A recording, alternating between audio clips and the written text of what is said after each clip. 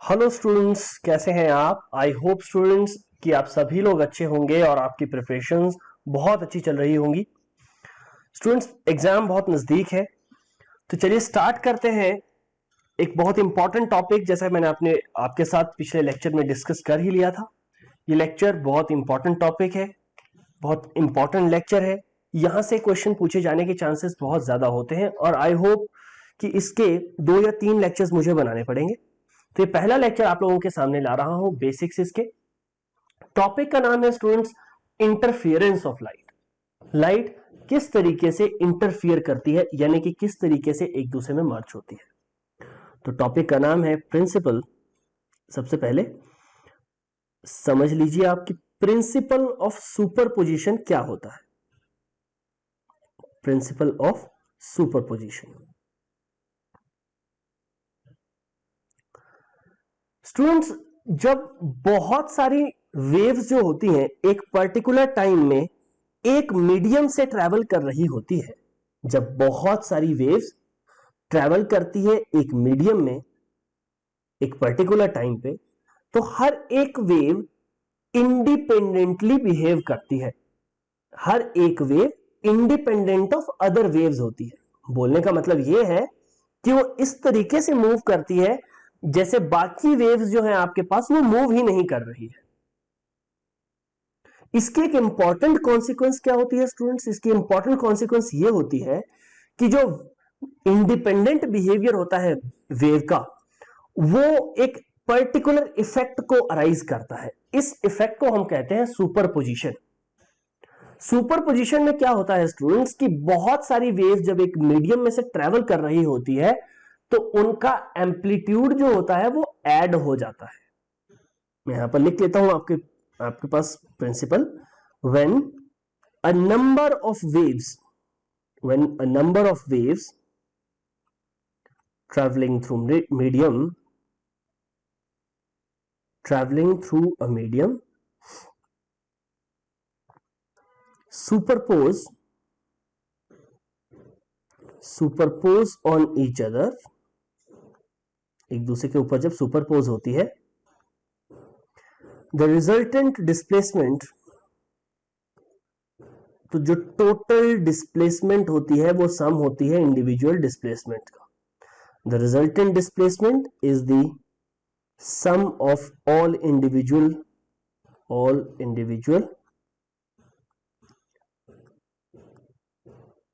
Displacements. तो मान लीजिए मैं कहता हूं कि मान लीजिए पहली वेव की डिस्प्लेसमेंट y1 है, दूसरी वेव की डिस्प्लेसमेंट y2 है, तीसरी वेव की डिस्प्लेसमेंट y3 है, एंड सो ऑन, ऐसे करते हुए nth वेव है जिसकी डिस्प्लेसमेंट yn है। और ये सारी की सारी स्टूडेंट्स एक मीडियम में मूव कर रही है, इंडिपेंडेंट है एक दूसरे के। तो अकॉर्डिंग टू सुपरपोजिशन प्रिंसिपल क्या कह रहा है ये principle? According to superposition principle, ये प्रिंसिपल कह रहा है कि टोटल डिस्प्लेसमेंट यहां पर कितनी होगी? पहले वाले की डिस्प्लेसमेंट प्लस सेकेंड वाले की डिस्प्लेसमेंट प्लस थर्ड वाले की डिस्प्लेसमेंट। आप सारी डिस्प्लेसमेंट्स को क्या कर लोगे स्टूडेंट्स? ऐड कर लोगे। सारी वेव्स को आप ऐड कर लोगे। अब देखिए इसमें क्या होता है कि कंसीडर आपके पास ये एक वेव है, ये एक वेव है। आप जानते हैं इसको आप क्रेस्ट कहते हैं, इसको आप ट्रफ कहते हैं। क्रेस्ट के ऊपर जितने भी पार्टिकल होते हैं वो सेम फेज में होते हैं, और ट्रफ के ऊपर जितने पार्टिकल्स होते हैं वो भी सेम फेज में होते हैं। तो मान लीजिए इसे कहते हैं एम्पलीट्यूड या डिस्प्लेसमेंट y1 वेक्टर, या तो एम्पलीट्यूड कह लीजिए या डिस्प्लेसमेंट कह लीजिए। तो मान लीजिए स्टूडेंट्स मैंने क्या कहा कि इस वेव के ऊपर आपने एक और वेव को सुपरपोज कर लिया। ये वेव ये थी, और स्टूडेंट्स ये दोनों सेम फेज में है। ये दोनों वेव्स, वेव 1 और वेव 2, दोनों ही सेम फेज में। देखिए स्टूडेंट, सेम फेज में होने का मतलब क्या है कि जब पहले वाली वेव 0 पे है तो ये भी 0 पे ही है। जब पहले वाली वेव ने अपना मैक्सिमा अचीव किया तो सेकेंड वेव ने भी अपना मैक्सिमा अचीव किया। जब पहली वेव ने अपना मिनिमा अचीव किया उसी टाइम पे दूसरी वेव ने भी अपना मिनिमा अचीव किया। यह है आपके पास सेम फेज। तो जब दोनों ऐड होती है एक दूसरे में, ऐड किस तरीके से हो रही है स्टूडेंट्स, कि crest of one wave falls on the crest of another wave. पहली वेव का क्रेस्ट जो है वो दूसरी वेव के क्रेस्ट के ऊपर लाई कर रहा है। तो उस वक्त क्या हो रहा है स्टूडेंट्स, सॉरी, उस वक्त जो रिजल्टेंट वेव आपके पास बनती है उसका एम्पलीट्यूड जो होता है स्टूडेंट्स वो दोनों वेव्स के कंपैरिजन में ज्यादा होता है। तो ये है आपके पास रिजल्टेंट वेव का एम्पलीट्यूड, इसे आप y कहेंगे। एंड y किसके इक्वल है स्टूडेंट्स, ये इक्वल है y1 प्लस y2 के। पहली वेव का एम्पलीट्यूड जो है y, it is greater than y1 and y2। y1 and y2 दोनों से ग्रेटर है पहली वेव y का एम्पलीट्यूड। तो इसे आप कहते हैं principle of superposition. Then second thing, अगर स्टूडेंट्स मान लीजिए पहली वेव है ये, और ये पहली वेव का क्रेस्ट और ट्रफ है, ये इसका एम्पलीट्यूड है students, consider it is y1। इसके साथ जिस वेव को मैंने सुपरपोज किया है, कंसीडर वो जिस टाइम पे पहली वेव मैक्सिमा अचीव कर रही है उस टाइम पे पहली वेव अपना सेकंड वेव अपना मिनिमा अचीव कर रही है।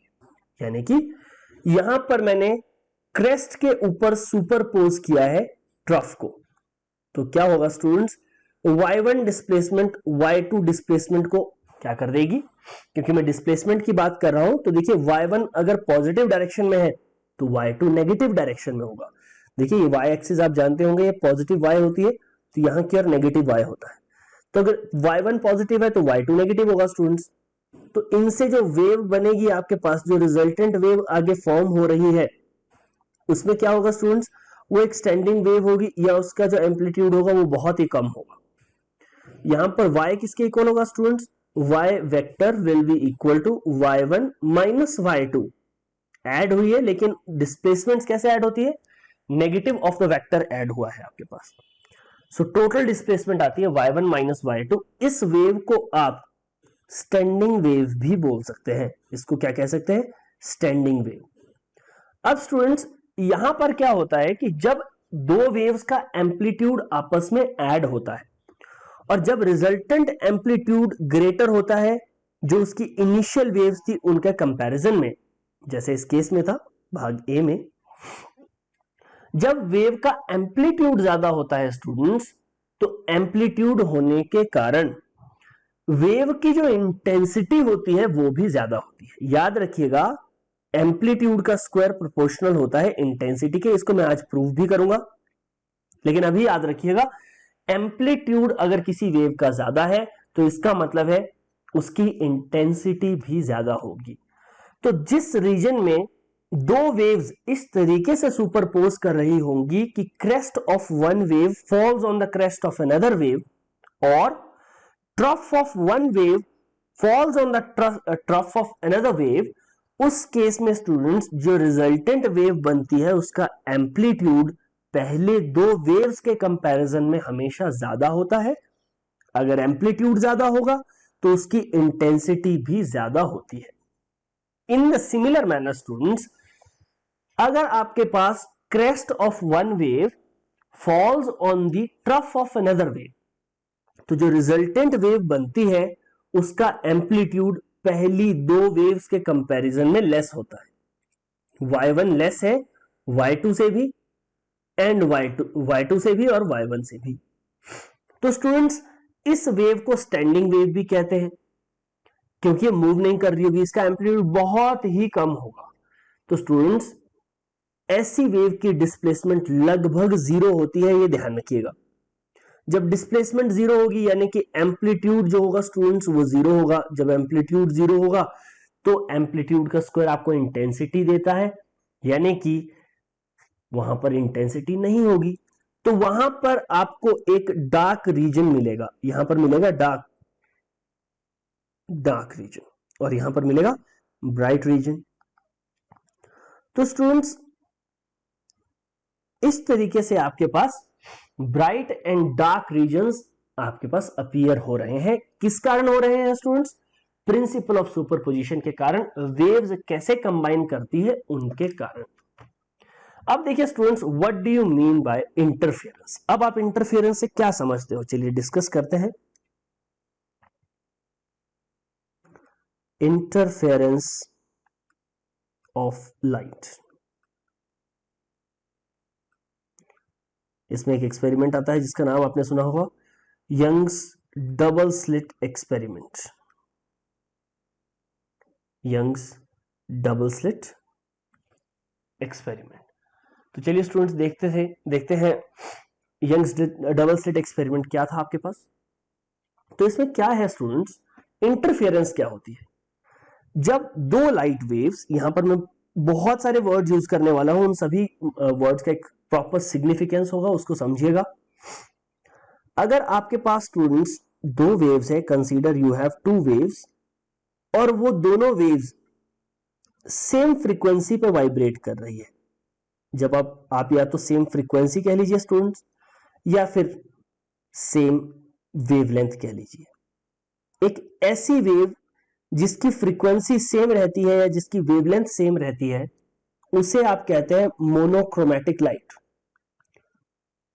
मोनोक्रोमैटिक लाइट, मोनोक्रोमैटिक लाइट यानी कि मोनो मतलब सिंगल, क्रोम मतलब कलर। एक ऐसी लाइट जो single colour, single frequency, single wavelength की हो, उसे मोनोक्रोमैटिक लाइट कहते हैं।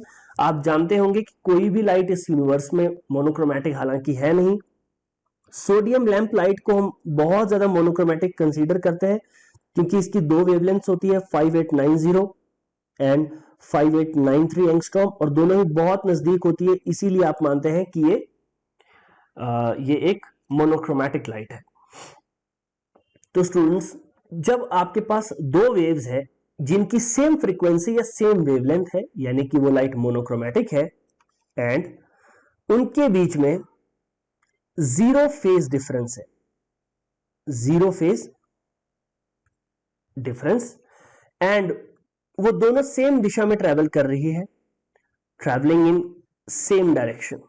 तो देखिए बहुत सारी कंडीशंस आ गई स्टूडेंट्स। लाइट की सिंगल वेवलेंथ, सिंगल फ्रीक्वेंसी होनी चाहिए, कांस्टेंट फेज डिफरेंस होना चाहिए या जीरो फेज डिफरेंस होना चाहिए, सेम डायरेक्शंस में ट्रेवल करनी चाहिए। तो जब ये एक दूसरे के ऊपर सुपरपोज होती है, जब एक दूसरे के ऊपर ही मिलती है, सुपरपोज ऑन ईच अदर, तो क्या होता है, इट द इंटेंसिटी, ऐसे लिखिएगा कि जो इंटेंसिटी होती है वो the intensity of the region of superposition, जहां पर सुपरपोज होती है उस रीजन की इंटेंसिटी जो होती है वो रीडिस्ट्रीब्यूट हो जाती है, गेट्स रीडिस्ट्रीब्यूटेड, उस रीजन की एनर्जी रीडिस्ट्रीब्यूटेड हो जाती है। कैसे students? Becoming maximum at certain regions, maximum at certain regions, किन्हीं पर्टिकुलर पॉइंट्स पे मैक्सिमम हो जाती है, and minimum on other, and minimum on other regions. तो ये जो alternate bright and dark fringes आपके पास मिलती है, ब्राइट फ्रिंजेस यानी कि जहां पर इंटेंसिटी मैक्सिमम होती है, एंड डार्क फ्रिंजेस मतलब जहां पर इंटेंसिटी मिनिमम होती है। तो ऑल्टरनेटिवली जब आपको इस तरीके की bright and dark fringes alternatively मिलती हैं, इस प्रिंसिपल को, इस फिनोमिनन को आप कहते हैं interference of light.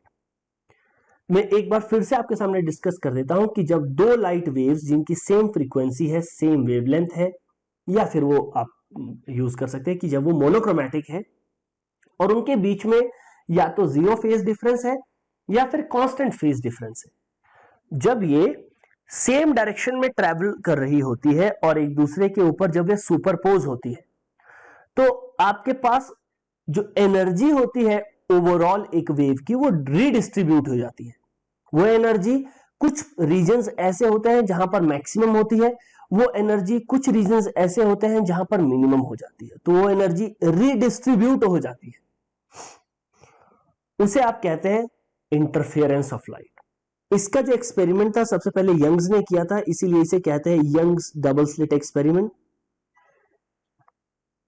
Young's double slit experiment क्या था? यंग्स डबल स्लिट एक्सपेरिमेंट मैं आप लोगों के सामने डिस्कस कर देता हूं।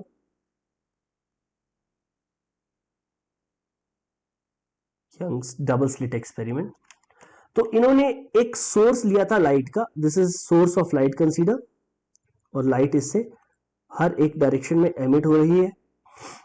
इन्होंने इस लाइट सोर्स को, यहां से लाइट जाएगी आगे की ओर, इन्होंने इस लाइट सोर्स को दो स्लिट से पास कर दिया, लाइक दिस। ये स्लिट्स है, ये S1 स्लिट है, ये S2 स्लिट है। लाइट आगे की ओर गई और यहां पर इन्होंने लगा दी फोटोग्राफिक प्लेट, फोटोग्राफिक प्लेट, यानी कि जहां पर आपको कलर्स दिखेंगे। इसके बीच में जो डिस्टेंस था स्टूडेंट्स, उसे कह दिया capital D, distance between the slit and photographic plate.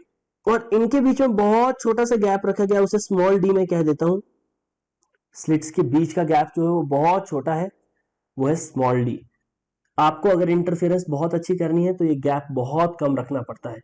जब monochromatic light in rectangular slits में से पास होती है, यहां से आगे की ओर जाती है जब ये लाइट, इस तरीके से इनके बीच में कितना होना चाहिए स्टूडेंट्स? डिस्टेंस लगभग 1 मिलीमीटर। मैं यंग्स के एक्सपेरिमेंट की बात कर रहा हूं। यंग्स के एक्सपेरिमेंट में लगभग इनको 1 मिलीमीटर रखा गया था। स्लिट्स जो थी वो आपस में पैरेलल थी और बहुत नैरो स्लिट्स थी, ध्यान रखिएगा। अब होता क्या है स्टूडेंट्स, ये जो डिस्टेंस रखा गया, ये स्लिट्स और फोटोग्राफिक प्लेट के बीच में ये लगभग 10 सेंटीमीटर रखा गया था, ध्यान रखिएगा। तो एक ऑब्जर्वेशन आपको क्या दिखाई दी? ऑब्जर्वेशन ये थी कि कहीं पर आपके पास बन रही थी डार्क फ्रिंजेस लाइक दिस, और कहीं पर आपके पास बन रही थी ब्राइट फ्रिंजेस। जैसे यहां पर ब्राइट बनी तो यहां पर डार्क फ्रिंजेस बन गई। देन ऑल्टरनेटिवली दोनों साइड को डार्क एंड ब्राइट फ्रिंजेस देखने को मिली, इस तरीके से, लाइक दिस, इस तरीके से।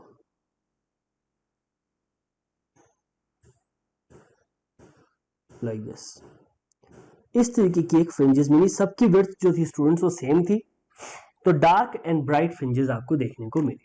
इसकी एक्सप्लेनेशन इन्होंने कैसे दी कि क्यों यहां पर डार्क एंड ब्राइट फ्रिंजेस आपके पास अपीयर हो रही है। Explanation,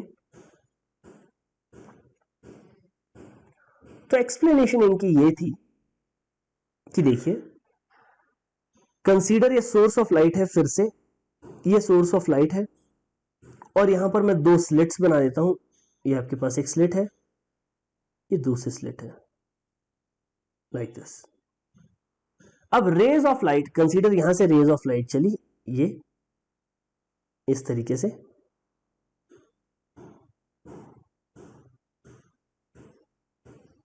like this. Students, blue portion आपके पास बता रहा है क्रेस्ट, और कंसीडर येलो पोर्शन आपके पास बता रहा है ट्रफ। ये आपके पास कंसीडर ट्रफ्स है स्टूडेंट्स, ये ट्रफ्स है, इस तरीके से। अब यहां पर दो स्लिट्स का यूज किया गया था, जैसे मैंने आपको कहा। अब ये जो स्लिट्स थी students, consider this is S1 slit and this is S2 slit. अब ये रेज ऑफ लाइट जो होंगी वो यहां से दो हिस्सों में ब्रेक डाउन हो जाएगी, एक सोर्स से दो रेज निकलेंगी। अब देखिए यहां पर इस तरीके से लाइट आएगी, like this, like this, like this. और स्टूडेंट्स S2 सोर्स से भी लाइट आएगी। चलिए S2 सोर्स से मैं ये लाइट लिख लेता हूं यहां पर, ये आपके पास इस तरीके से लाइट आ रही है। अब आप चेक कर रहे होंगे कि एक सोर्स ऑफ लाइट को दूसरे सोर्स ऑफ लाइट ने सुपरपोज किया है स्टूडेंट्स, सुपरपोज किया है। अब आप ये भी जानते हैं कि इनके बीच में भी ट्रफ्स भी होंगे, तो अगर मैं ट्रफ्स बनाऊं तो इसके बीच में कहीं ट्रफ होगा, लाइक दिस, इस तरीके से ट्रफ होगा, इसके बीच में ट्रफ होगा, इसके बीच में ट्रफ होगा। इन द सिमिलर मैनर स्टूडेंट्स, इनके बीच में ट्रफ होगा, इनके बीच में ट्रफ होगा। ऐसे आप ट्रफ्स बना लीजिए। अब स्टूडेंट्स अगर आप यहां पर थोड़ा सा गौर करेंगे, हालांकि मैं डायग्राम इतने एक्यूरेट नहीं बना सकता क्योंकि perfection can be achieved through 3D diagram only. तो देखिए यहां पर क्या होगा स्टूडेंट्स, आप चेक कर पा रहे होंगे कि एक वेव को दूसरी वेव ने यहां पर कट किया है, यहां पर कट किया है, यहां पर कट किया है, यहां पर कट किया है, लाइक दिस, इन जगहों पर कट किया है स्टूडेंट्स। तो फॉर एग्जांपल पहले यहां की बात करते हैं। इन जगहों पे जब कट किया है तो इसे कहते हैं, आप अगर इन पॉइंट्स को हम मिला दें, यहां पर जहां पर crest of one wave is falling on the crest of another, तो वहां पर आपको मैक्सिमम इंटेंसिटी देखने को मिली, मैक्सिमम इंटेंसिटी। अब इसे कहा स्टूडेंट्स आपने ब्राइट फ्रिंज।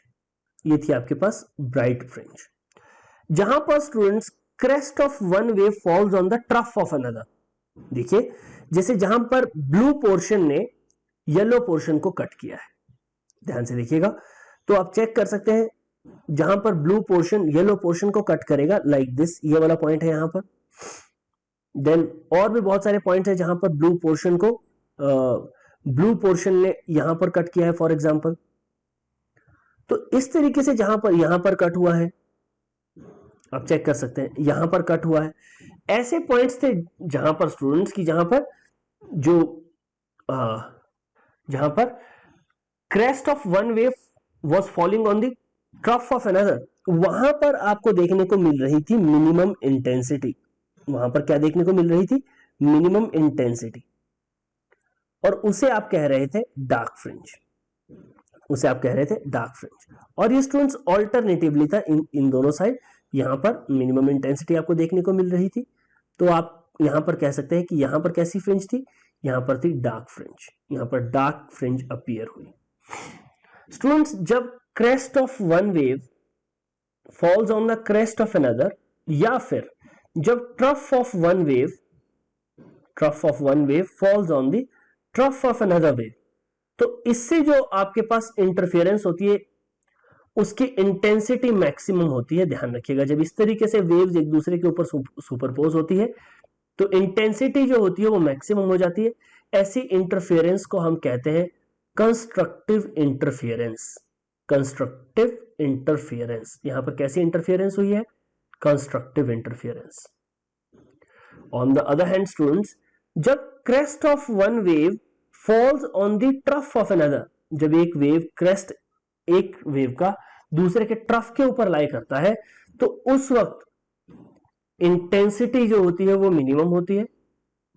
इस वक्त इंटेंसिटी जो होती है वो मिनिमम होती है, और इस इंटरफेरेंस को हम कहते हैं डिस्ट्रक्टिव इंटरफेरेंस। इसे कहते हैं डिस्ट्रक्टिव इंटरफेरेंस। सो ये आपको ध्यान में रखना है स्टूडेंट्स। ये था यंग्स का डबल स्लिट एक्सपेरिमेंट जो उन्होंने ऑब्जर्वेशन देखी। अब इसमें मैथमेटिकली थोड़ा इसको सॉल्व करते हैं। तो इसमें हम देखने जा रहे हैं कि what are the conditions for constructive and destructive interference. Conditions of constructive and destructive interference. क्या कंडीशंस है आपके पास कंस्ट्रक्टिव और डिस्ट्रक्टिव इंटरफेरेंस की? कैसे बनती है आपके पास ये वेव्स, किस तरीके से इंटरफेरेंस होती है? तो मैथमेटिकली देखने जा रहे हैं। तो मैं आप लोगों के लिए डिराइव कर रहा हूं इसे, चलिए देख लीजिएगा। स्टूडेंट्स मान लीजिए पहली वेव आपके पास है y1 और ये इक्वल है a sin ओमेगा टी। दूसरी वेव आपके पास है, मान लीजिए स्टूडेंट, इसे चलिए a1 लिख लीजिए, इसे a2 sin, और दूसरी वेव है ओमेगा टी प्लस फाइव। एक वेव को स्टूडेंट्स इस तरीके से लिखा जाता है क्योंकि वेव जो होती है वो साइनोसोइडल होती है, मतलब वो साइन के ग्राफ की तरह होती है, जैसे साइन का ग्राफ बनता है। तो इस तरीके से वेव को रिप्रेजेंट किया जाता है। यहां पर a1 और a2 जो है स्टूडेंट्स वो क्या है? These are the amplitude of the waves. Amplitude and amplitude of waves, amplitude को आप एक और नाम से भी जानते थे, एम्पलीट्यूड को आपने कहा था डिस्प्लेसमेंट्स, आप डिस्प्लेसमेंट्स भी कह सकते हैं वेव की। देन स्टूडेंट्स फाई यहां पर क्या है, फाई है constant phase difference, it is constant phase difference, एक ऐसा फेज डिफरेंस जो टाइम के साथ कांस्टेंट रहेगा, कांस्टेंट फेज डिफरेंस। और किस किस के बीच में स्टूडेंट्स, बिटवीन टू वेव्स, दो वेव्स के बीच का कांस्टेंट फेज डिफरेंस है ये। देन स्टूडेंट्स सुपरपोजिशन प्रिंसिपल बोलता है कि टोटल डिस्प्लेसमेंट किसके इक्वल होगी, पहली प्लस दूसरी वेव का सम। पहली वेव इक्वल होगी students a1 sine omega T के, और दूसरी वेव इक्वल होगी a2 sine omega T plus phi के, ये होगी दूसरी वेव स्टूडेंट्स। मैं यहां पर अप्लाई कर देता हूं formula, sine A plus B का फॉर्मूला, आई होप आपको साइन फॉर्मूला आता हो। फॉर्मूला है sine A cos B plus cos A cos omega T sine B sine phi. और स्टूडेंट्स मैंने a2 को दोनों के साथ मल्टीप्लाई कर दिया है। अब स्टूडेंट्स मैंने यहां पर कॉस फाई वाली टर्म्स को एक साथ लिख लिया है, तो कॉस फाई वाली टर्म्स को जब मैं एक साथ लिखूंगा और साइन फाई वाली टर्म्स को एक साथ लिखूंगा तो ये क्या बन जाएगा स्टूडेंट्स, इसे मैं सबसे पहले साइन ओमेगा टी कॉमन ले लिया मैंने, तो यहां पर बन गया a1 plus a2 cos phi, और दोनों से मैंने साइन ओमेगा टी कॉमन ले लिया है। नेक्स्ट वेव आपके पास बन जाती है a2 sine phi cos omega T. अब स्टूडेंट्स आपके पास ये जो a1 plus a2 cos phi है, ये जो a1 plus a2 cos phi है, इसे आप कोई कांस्टेंट मान लीजिए, जैसे मैंने इसको मान लिया a capital A cos theta, और ये जो a2 साइन फाई है इसको मैंने मान लिया कैपिटल A साइन थीटा। तो स्टूडेंट्स जो वेव मेरे पास बनी वो क्या बन गई, वो बन गई a cos theta sine omega T plus a साइन थीटा कॉस ओमेगा टी। तो अगर मैं a को कॉमन ले लेता हूं तो ये बन जाएगा sine A cos B plus cos A sine B, the formula will be sine A plus B, यानी कि sine omega T plus theta.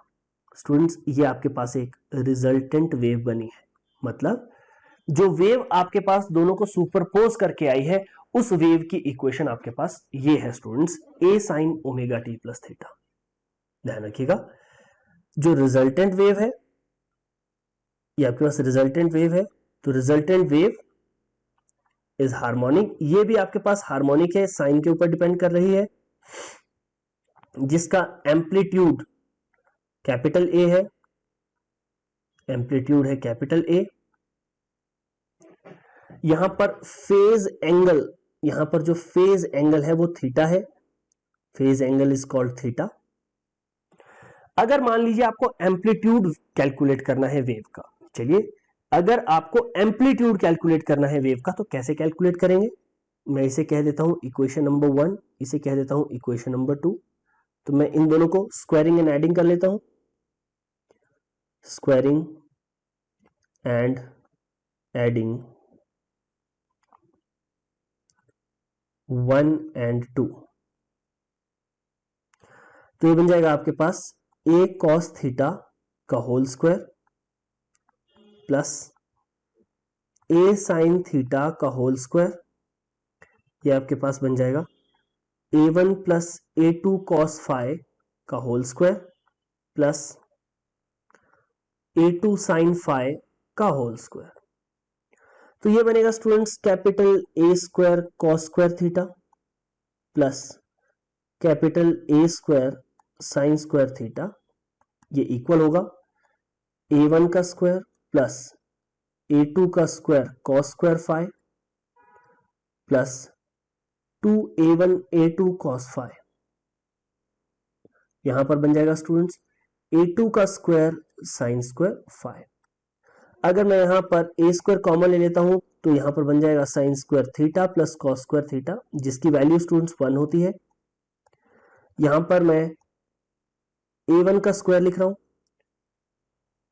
और a2 का स्क्वायर मैं सबसे कॉमन ले लूंगा स्टूडेंट्स, जो टर्म्स है आपके पास a2 वाली, यहां मैंने लिख लिया a1 का स्क्वायर। a2 का स्क्वायर अगर मैं कॉमन ले लेता हूं तो ये बन जाता है sine square phi plus cos square phi, और आगे आपके पास बन जाता है 2a1 a2 cos of phi के। तो स्टूडेंट्स यहां बन जाता है capital A square is equal to a1 का स्क्वायर प्लस a2 का square plus 2a1 a2 cos of phi. तो ये है students amplitude. Very very important, जो रिजल्टेंट वेव आपके पास क्रिएट हुई है इन दो वेव्स के सुपर इंपोज होने के कारण, सुपरपोज होने के कारण, उसका एम्पलीट्यूड आपके पास ये आ चुका है। आई होप आपको यह समझ आया होगा। देन स्टूडेंट्स यहां से मैं इंटेंसिटी कैलकुलेट कर सकता हूं, इंटेंसिटी कैलकुलेट कर सकता हूं स्टूडेंट्स। जैसे मैंने कहा था, इंटेंसिटी जो होती है वेव की वो प्रोपोर्शनल होती है उसके एम्पलीट्यूड के स्क्वायर के, उसके एम्पलीट्यूड के स्क्वायर के स्टूडेंट्स। तो यहां पर मैं बोल सकता हूं कि इंटेंसिटी जो होगी वो प्रोपोर्शनल होगी कैपिटल ए का स्क्वायर, यानी कि इंटेंसिटी होगी के टाइम ए स्क्वायर के students. In the similar manner I can say intensity of the first wave it is equal to के टाइम एम्पलीट्यूड 1 का स्क्वायर, एंड सेकेंड वेव की intensity होगी K time amplitude का 2 का square. अगर मैं सारी वैल्यूज इस इक्वेशन में, एम्पलीट्यूड वाली इक्वेशन में पुट कर देता हूं, तो आपके पास बन जाएगा k time intensity is equal to के time intensity 1 plus k time intensity 2 plus, देखिए इसको मैं ऐसे लिख सकता हूं स्टूडेंट्स, a1 की वैल्यू कितनी आ जाएगी, a1 की वैल्यू आ जाएगी के टाइम अंडर रूट, के टाइम अंडर रूट a1, ये भी अंडर रूट के टाइम बन जाएगा। सिमिलरली अंडर रूट के इंटू अंडर रूट a2। अच्छा, अंडर रूट a1 की वैल्यू आपके पास अंडर रूट i1 बन जाएगी, sorry not a1, under root i1, और यहां बन जाएगा अंडर रूट i2।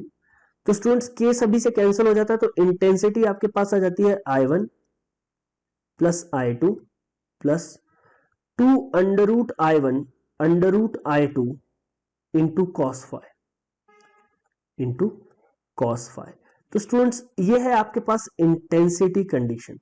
यहां पर मैंने दो चीजें कैलकुलेट की है, एक है एम्पलीट्यूड और एक है आपके पास इंटेंसिटी। याद रखिएगा स्टूडेंट्स, ये दो इंपॉर्टेंट फॉर्मूले आपके पास है, एक है आपके पास एम्पलीट्यूड का और दूसरा है इंटेंसिटी का। दोनों फॉर्मूले आप यहां पर याद रखें। ये जो इक्वेशन थी स्टूडेंट्स इंटेंसिटी की, सॉरी, ये आपको देती है total intensity of the wave, total intensity at a point, एक पॉइंट पे। कहां पर, कौन से पॉइंट पे स्टूडेंट्स, जहां पर फेज डिफरेंस फाइ है, where the phase difference is phi, where phase difference is phi, जहां पर फेज डिफरेंस है फाइ। I1 और I2 जो है स्टूडेंट्स वो इंटेंसिटीज है डिफरेंट डिफरेंट सोर्स की। यहां पर देखिए I1 जो था वो थी intensity of first wave, intensity of first wave. I2 आपके पास था इंटेंसिटी ऑफ सेकेंड वेव, और एक टर्म उसमें थी students 2 under root I1 I2 cos phi. इस टर्म को हम कहते हैं स्टूडेंट्स इंटरफेरेंस टर्म,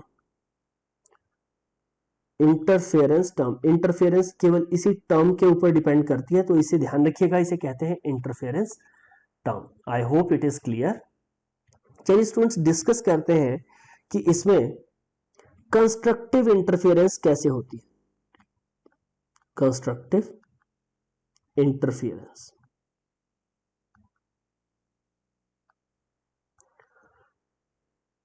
चलिए देखते हैं कंस्ट्रक्टिव इंटरफेरेंस कैसे होगी स्टूडेंट्स।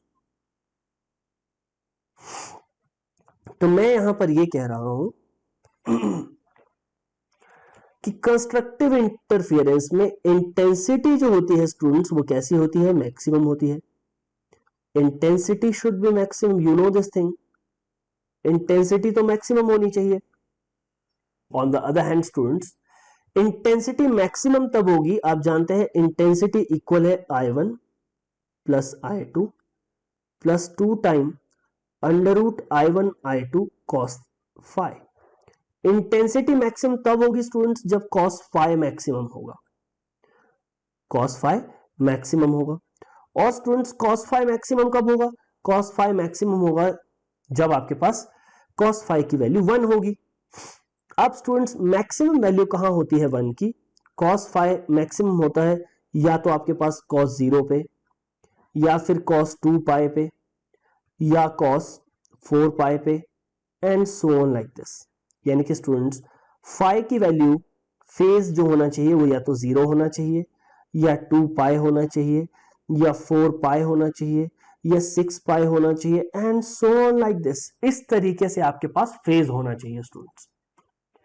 अब देखिए फेज को, जो आपके पास, देखिए फेज को दो तरीके से डिफाइन किया जाता है। जो फेज होता है, एक आपके पास होता है, इसे कहते हैं एंगुलर फेज।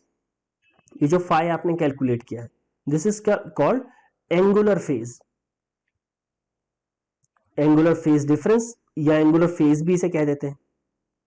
तो इसको डिनोट करते हैं फाई से स्टूडेंट्स, एंगल की फॉर्म में, कि एंगल के विद रिस्पेक्ट टू में एक वेव दूसरी वेव से कितनी पीछे है, या एक वेव दूसरी वेव से कितनी आगे है, एंगल की फॉर्म में।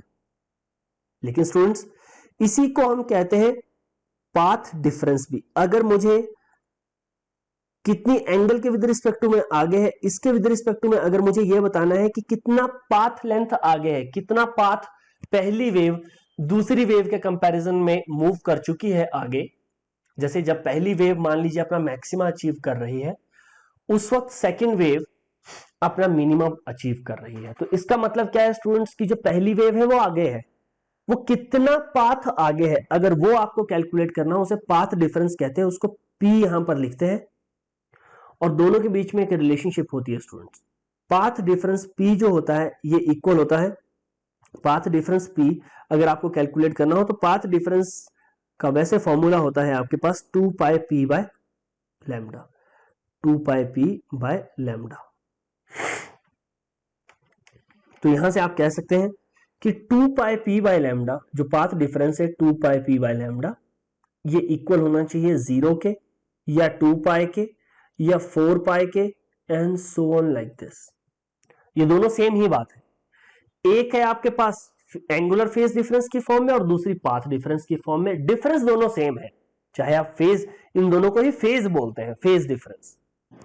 तो अगर ये दोनों का सेम है स्टूडेंट्स, तो कहना इसे P की वैल्यू कितनी आती है, लैम्डा दूसरी साइड जाएगा तो ये बन जाएगा 0, 2 पाई से 2 पाई कैंसिल, तो एक बन जाएगा आपके पास लैम्डा, नेक्स्ट बन जाएगा 2 लैम्डा, नेक्स्ट बन जाएगा 3 lambda, and so on like this. इसकी वैल्यू कितनी आ जाती है, इसकी वैल्यू आ जाती है n time lambda.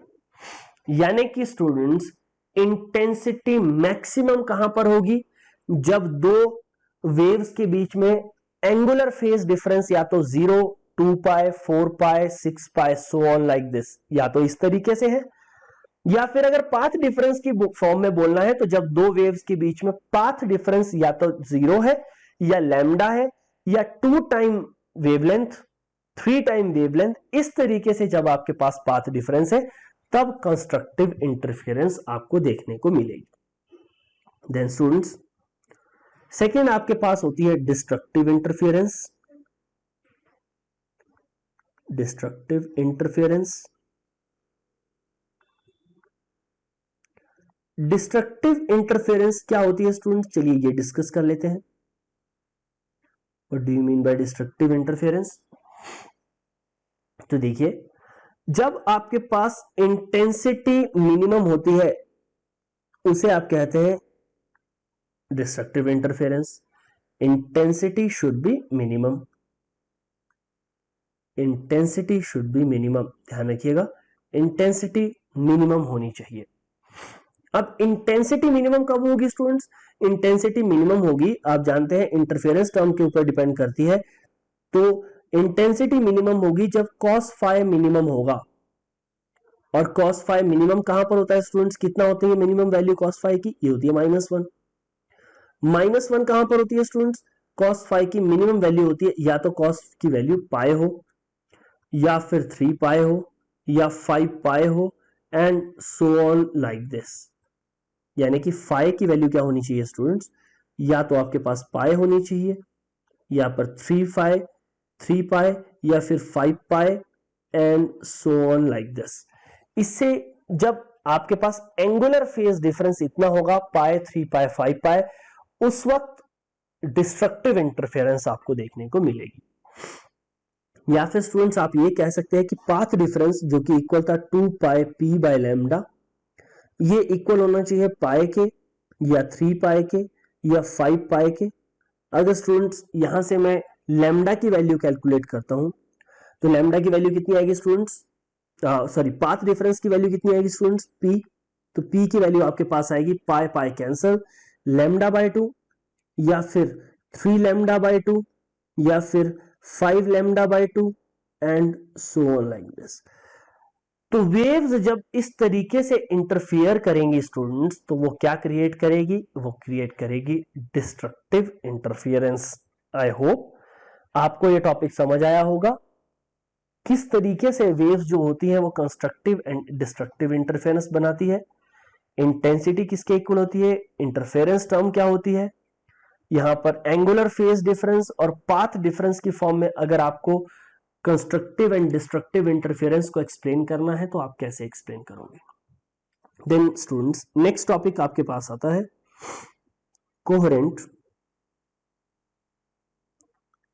Coherent and incoherent sources. Coherent and incoherent sources of light, ये क्या होते हैं students, coherent and incoherent sources of light. मैंने आपको कहा था कि इंटरफेरेंस पैटर्न आपको तभी देखने को मिलता है जब आपने जो लाइट यूज की है स्टूडेंट्स, एक तो वो मोनोक्रोमैटिक है, जब वो मोनोक्रोमैटिक है, और स्टूडेंट्स उनके बीच में या तो आपने कहा था कि या तो उन दोनों की सेम फ्रीक्वेंसी है, या तो आप सेम फ्रीक्वेंसी कह लीजिए, या फिर कह लीजिए कि इन दोनों की सेम वेवलेंथ है, सेम वेवलेंथ है। और अगली कंडीशन इसके लिए होती है कि उनके बीच में या तो जीरो या फिर कांस्टेंट फेज डिफरेंस होना चाहिए, कांस्टेंट फेज डिफरेंस। तो एक ऐसी लाइट, एक ऐसा सोर्स ऑफ लाइट जिसमें दो वेव्स के बीच में कांस्टेंट या जीरो फेज डिफरेंस है, वो दोनों सेम फ्रीक्वेंसी से वाइब्रेट कर रही है, या उन दोनों की सेम वेवलेंथ है, ऐसी वेव को, ऐसी लाइट को आप कहते हैं कोहेरेंट सोर्स ऑफ लाइट। इसको आप कहते हैं कोहेरेंट सोर्स ऑफ लाइट। लेकिन स्टूडेंट्स जब आप जो आपने लाइट यूज की हुई है, जब ये लाइट उन कंडीशंस को सेटिस्फाई नहीं करती है, इन कंडीशंस को सेटिस्फाई नहीं करती है, मतलब वो सेम फ्रीक्वेंसीज नहीं होती, उनकी सेम वेवलेंथ नहीं होती है, या कांस्टेंट फेज डिफरेंस नहीं होता है, तो उसे आप कहते हैं इनकोहेरेंट सोर्स ऑफ लाइट। आप समझ गए होंगे कि जो लाइट कोहेरेंट नहीं होगी वो इनकोहेरेंट होगी स्टूडेंट्स। अब देखिए, अगर आपको इंटरफेरेंस पैटर्न देखना है, अगर आपको यह देखना है कि लाइट किसी पर्टिकुलर पॉइंट पे मैक्सिमम हो रही है उसकी इंटेंसिटी, तो किसी पॉइंट पे मिनिमम भी हो रही है। अगर आपको यह सब कुछ देखना है तो स्टूडेंट्स इसके लिए कंडीशन होनी चाहिए कि लाइट कोहेरेंट ही होनी चाहिए। इनकोहेरेंट सोर्स ऑफ लाइट अगर आपने यूज किया है तो उस वक्त आपको इंटरफेरेंस नहीं देखने को मिलेगी, मतलब आपको मैक्सिमा और मिनिमा पैटर्न नहीं दिखाई देंगे, उस वक्त आपको जनरल इल्यूमिनेशन दिखाई देगी, जैसे हमारे डे टू डे लाइफ में आपको दिखाई देती है किसी भी ऑब्जेक्ट को जब हम देखते हैं, तो हमें जनरल इल्यूमिनेशन दिखाई देती है। तो अगर क्वेश्चन पूछें कि व्हाट इज द नीड, इसकी नीड क्या है, what is the need of coherent source of light, तो स्टूडेंट्स इसका रीजन है, आप जानते हैं कि इंटेंसिटी जो होती है, देखिए इंटेंसिटी इक्वल होती है I1 plus I2 plus 2 time under root I1 under root I2 cos phi के।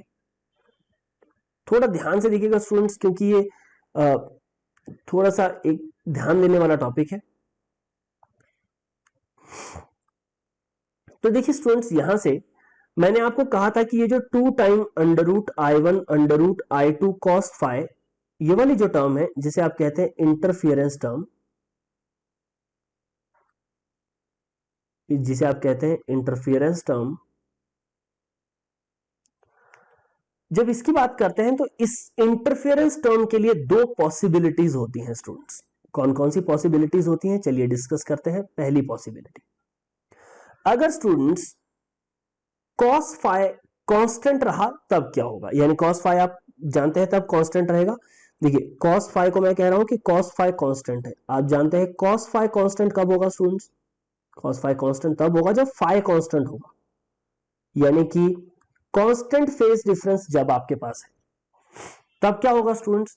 तो देखिए मैक्सिमा के लिए इंटेंसिटी मैक्सिमम बन जाएगी, यानी कि वो बन जाएगी i1 plus i2 plus 2 time under root i1 under root i2।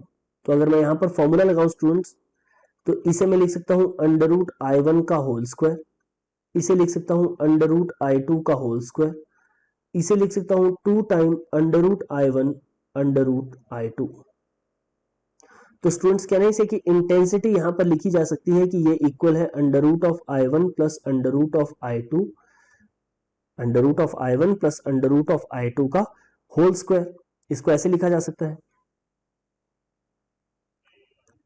In the similar manner students, जब इंटेंसिटी मिनिमम होगी यानी कि फाइ की वैल्यू 1 होगी, यहां पर थी 1, अब जब इसकी वैल्यू -1 होगी स्टूडेंट्स, तो इंटेंसिटी कितनी आएगी, इंटेंसिटी मिनिमम आएगी। मैं डायरेक्ट लिख रहा हूं इस बार, मिनिमम कितनी होगी, i1 minus under root i2 का होल स्क्वायर। तो इंटेंसिटी जब स्टूडेंट्स मिनिमम होगी, यहां पर आप चेक कर सकते हो, आपको ऐसे रीजन्स दिखाई देंगे जहां पर ओवरऑल इंटेंसिटी जो है वो किन्हीं पॉइंट्स पे मैक्सिमम है तो कुछ पॉइंट्स पे मिनिमम भी है, यानी कि यहां पर आपको दिखाई देगा इंटरफेरेंस पैटर्न, यहां पर आपको दिखाई देगा interference pattern. On the other hand students, अगर cos फाइ कांस्टेंट नहीं है, cos फाइ वेरिएबल है, कॉन्टिन्यूसली चेंज कर रहा है, मान लीजिए फाइ, यानी कि स्टूडेंट्स फाइ यहां पर मैंने वेरिएबल बना दिया, फाइ को हम चेंज कर रहे हैं, वेरिएबल को हम चेंज कर रहे हैं, तो आप जानते हैं इंटेंसिटी जो होगी स्टूडेंट्स, ये आ जाएगी आपके पास i1 plus i2 plus 2 time root i1 root i2। और देखिए cos फाइ की जो वैल्यू होगी स्टूडेंट्स, उसकी कौन सी वैल्यू आपको लेनी पड़ेगी, cos फाइ की आपको वैल्यू लेनी पड़ेगी एवरेज वैल्यू, एवरेज वैल्यू। क्यों स्टूडेंट्स, क्योंकि इसकी वैल्यू वेरी कर रही है। अब स्टूडेंट्स देखिए, अगर आप cos का ग्राफ बनाते हो, cos का ग्राफ इस तरीके से बनता है, लाइक दिस, ये आपके पास cos फाइ का मैक्सिमम ग्राफ है। तो स्टूडेंट्स जितना आपके पास पॉजिटिव कर्व है, ये जितना आपके पास पॉजिटिव कर्व है उतना ही आपके पास नेगेटिव कर्व है स्टूडेंट्स। तो इसकी एवरेज वैल्यू जो होती है, अगर फाइ चेंज कर रहा है 2 पाई तक, 2 पाई 0 से 2 पाई तक, तो cos फाइ की एवरेज वैल्यू कितनी ली जाएगी students, what is the average value, average value इसकी होगी 0, क्योंकि मैक्सिमम वैल्यू इसकी होती है 1, मिनिमम वैल्यू इसकी होती है -1। तो एवरेज अगर आपको निकालना है cos फाइ का एवरेज वैल्यू, तो ये होगा maximum value plus minimum value divided by 2, यानी कि cos फाइ की वैल्यू आएगी 0 मिनिमम। तो स्टूडेंट्स जब cos फाइ ही 0 हो गया, पूरे cos फाइ की ही वैल्यू 0 होगी, तो आपको इंटेंसिटी यहां पर क्या देखने को मिलेगी, कहना है कि इंटेंसिटी होगी i1 प्लस i2, यानी कि स्टूडेंट्स फाइ की कोई भी वैल्यू हो, इंटेंसिटी हमेशा ही ऐड होगी वेव्स की, दैट्स इट, इंटेंसिटी वेव्स की हमेशा ही ऐड हो रही है। क्या स्टूडेंट्स इस केस में इंटेंसिटी मैक्सिमम या मिनिमम हो रही है, नहीं, इस केस में इंटेंसिटी केवल ऐड हो रही है। तो इस केस में आपको देखने को मिलेगी general illumination, general illumination,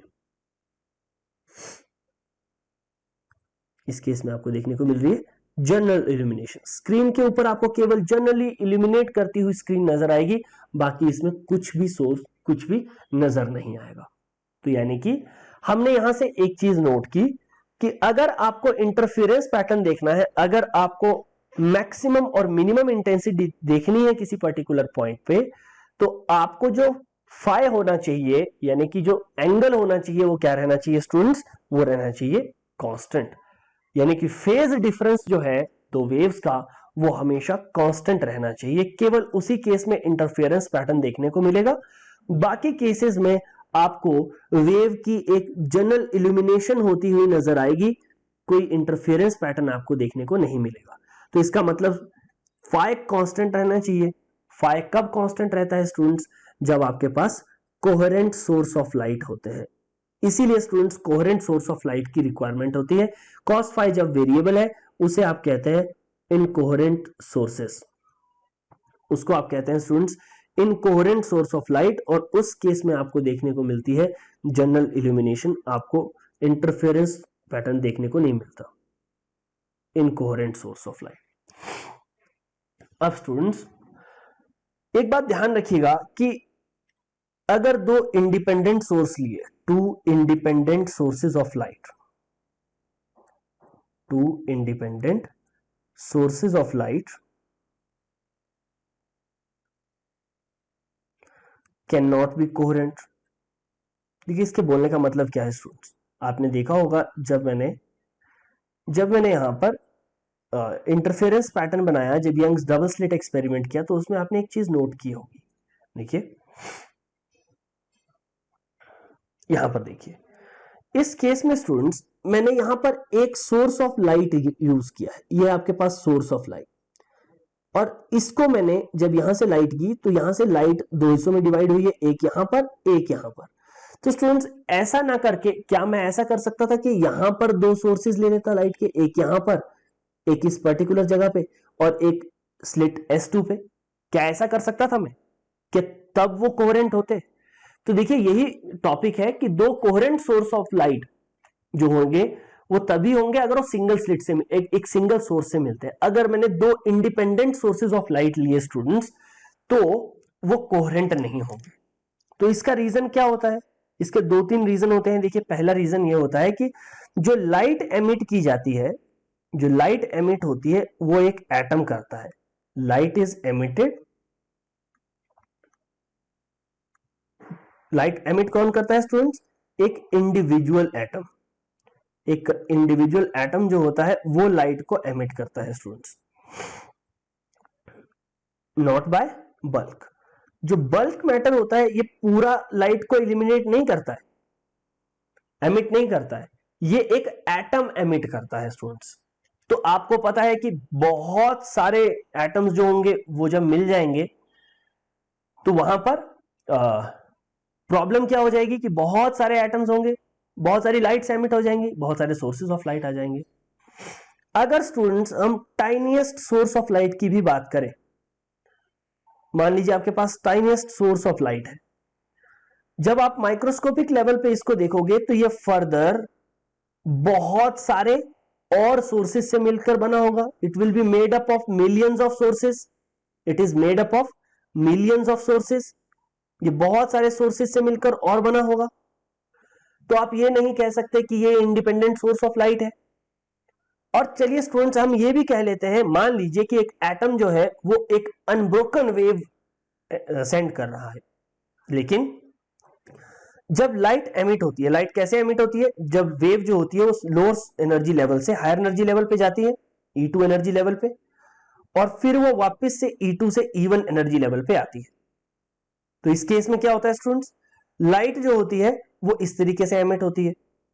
can I से कि यहाँ E2 माइनस E1 जो लाइट एनर्जी एमिट हुई है ये इक्वल है H इंटू न्यू के।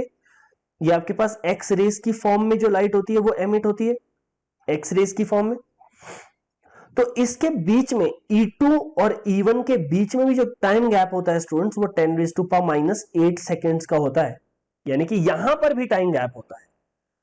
तो यही रीजन है स्टूडेंट्स, मिलियंस ऑफ एटम्स जो होते हैं सोर्स के, मिलियंस ऑफ एटम्स जो होते हैं सोर्स के, वो कभी भी जो लाइट एमिट करेंगे वो सेम फेज में नहीं होगी जब आप डिफरेंट डिफरेंट एटम्स लेंगे।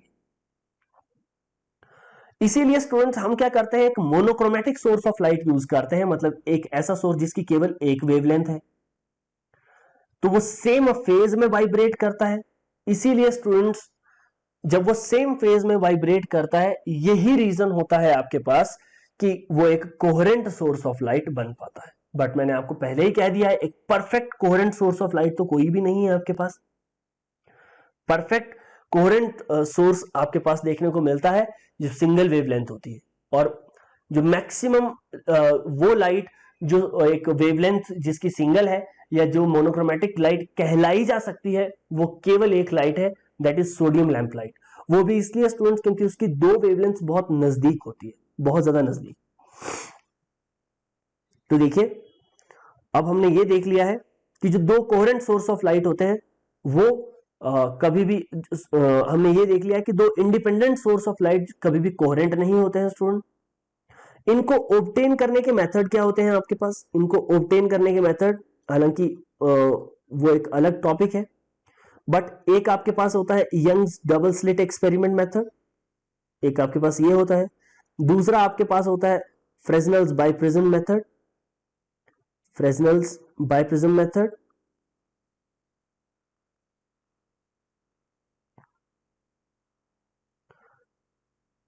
देन स्टूडेंट्स एक और होता है, वैसे ये दो मेन होते हैं, एक और होता है आपके पास Lloyd's mirror method, Lloyd's mirror method, mirror से भी ऑब्टेन किया जा सकता है। तो ये तीन मेथड आपके पास कोहेरेंट सोर्सेस को ऑब्टेन करने के होते हैं। इसकी कंडीशंस क्या होती है students? What are the conditions to obtain coherent source of light? तो देखिए, मैंने आपको पहले ही बोल दिया है कि जो दो सोर्स आपने यहां पर एमिट किए हैं, दो सोर्स ऑफ लाइट जो आपके पास बने हैं, एक वो दोनों ही एक सिंगल सोर्स से बनने चाहिए। जैसे दो स्लिट्स बनी थी, उनको आप कहते हैं टू सोर्सेज ऑफ लाइट। जो दो स्लिट्स थी जहां से लाइट जा रही थी, वो टू सोर्सेज ऑफ लाइट थे, वो कहां से ऑब्टेन हुए थे? वो ऑब्टेन होने चाहिए सिंगल सोर्स ऑफ लाइट से। They should be obtain from single source of light. दूसरी कंडीशन मैंने आपके सामने डिस्कस कर दी, लाइट जो होनी चाहिए वो मोनोक्रोमैटिक होनी चाहिए, सिंगल वेवलेंथ या सिंगल कलर की।